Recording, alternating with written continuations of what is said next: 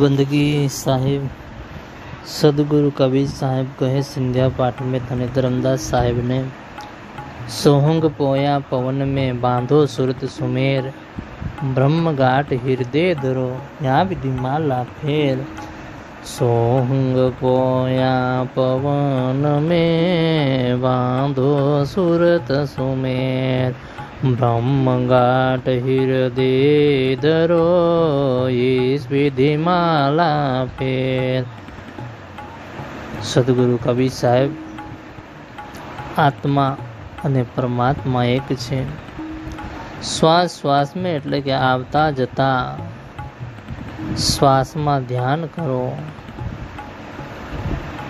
સોહમ હોયા પવન में શ્વાસ શ્વાસમાં આવતા જતા શ્વાસમાં ધ્યાન કરવું।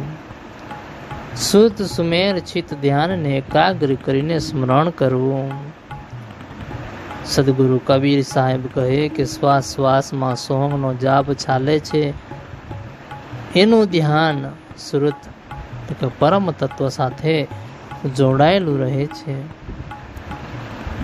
સદગુરુ કબીર સાહેબ કહે કે આપણે આપણા દરેક શ્વાસમાં સોહમ શ્વાસ લેતા અને હમ શ્વાસ છોડતા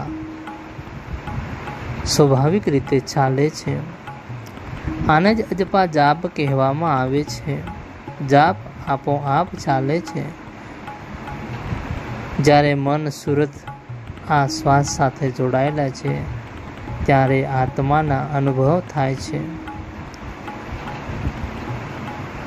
સદગુરુ કબીર સાહેબ કે બ્રહ્મઘાટ પરમ તત્વ સાથેનું આંતરિક બંધન દિવ્ય જોડાણ છે।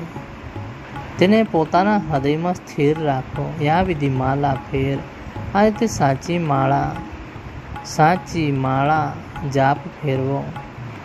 પરમાત્મા સાથેનું જોડાણ રાખીને મનની અંદરથી જાપ કરો એ જ સાચી માળા છે।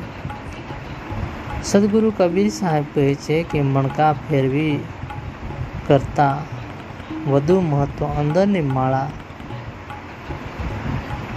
આપવામાં આવ્યું છે। બ્રહ્મઘાટ એટલે કે આત્મા અને પરમાત્મા વચ્ચેનો અખંડ સંબંધ એને બ્રહ્મઘાટ કહેવાય। આત્મા અને પરમાત્મા વચ્ચેનો અખંડ સંબંધ આ ભાવ હૃદયમાં સ્થિર થાય ત્યારે દરેક શ્વાસ જ જાપ બની જાય છે।